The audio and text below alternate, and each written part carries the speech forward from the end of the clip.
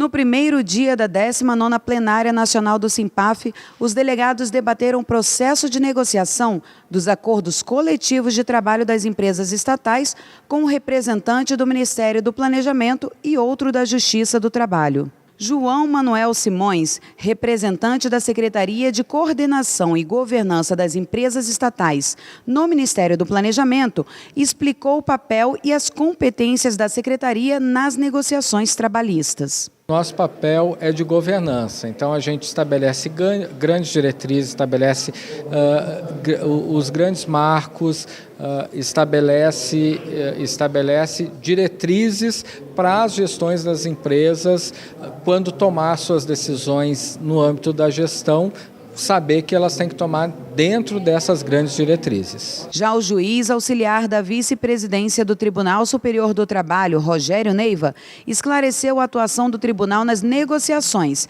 da mediação de acordos aos dissídios coletivos. O TST tem como papel, no caso dos conflitos coletivos que seriam decorrentes das negociações coletivas frustradas fora do judiciário, ele tem fundamentalmente o papel de buscar o consenso, em primeiro lugar, e se assim não consegue, impor uma solução. As vantagens e desvantagens legais na transformação de uma empresa estatal em autarquia também foram discutidas durante o primeiro dia da plenária nacional. O Procurador-Geral do Estado de Sergipe, Marcos Povos, expôs os riscos da mudança por autarquia para os empregados públicos. Quando uma empresa, qualquer uma que seja delas, seja uma empresa particular, privada ou uma empresa pública, ela é extinta, ela acaba, ou seja, ela não passa a não mais existir no mundo jurídico.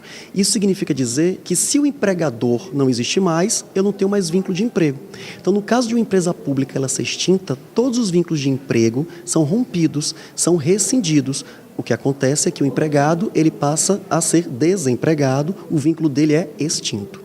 Agora, se a empresa pública ela é transformada, por exemplo, em uma autarquia, o vínculo permanece. Só que agora o vínculo não pode mais ser de empregado público, né, regido pela CLT. O vínculo agora tem que ser estatutário, regido pelo Estatuto dos Servidores Públicos Civis. É uma mudança de regime substancial. Extinção da empresa faz com que ele perca o emprego e o contrato seja rescindido. Modificação ou alteração para a autarquia faz com que ele permaneça com o vínculo, só que não mais, né, de empregado, e sim de estatutário. Na opinião do procurador, o empregado público tem muito mais vantagens que o servidor estatutário. Do ponto de vista de ampliação de direitos, os empregados podem fazer mediante acordos ou convenções coletivas com a negociação do sindicato com o Estado, a entidade política. No caso do estatutário, não há acordo ou convenção coletiva. Qualquer modificação só pode ser feita mediante lei, né, com a atuação do poder legislativo respectivo.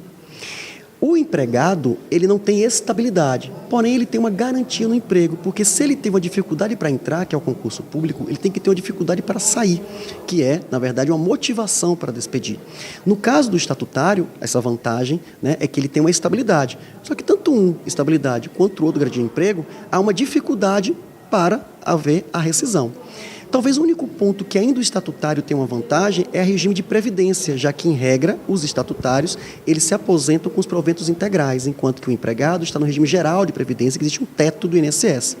Porém, com essas reformas da Previdência que podem vir a acontecer, vai ser estabelecido também um teto para o regime estatutário, e que, em regra, pelos projetos, seria o mesmo teto do regime geral de Previdência, o que acaba anulando esta, de certa forma, preferência do estatutário com relação ao empregado público. Então, por essa circunstância, ser empregado público para o trabalhador é mais vantajoso do que ser estatutário. Além das palestras e debates ao longo desse primeiro dia da 19ª Plenária Nacional, os delegados também tiveram a oportunidade de esclarecer dúvidas sobre os planos de saúde da Embrapa e da Codevasf e consultar a assessoria jurídica do Simpaf.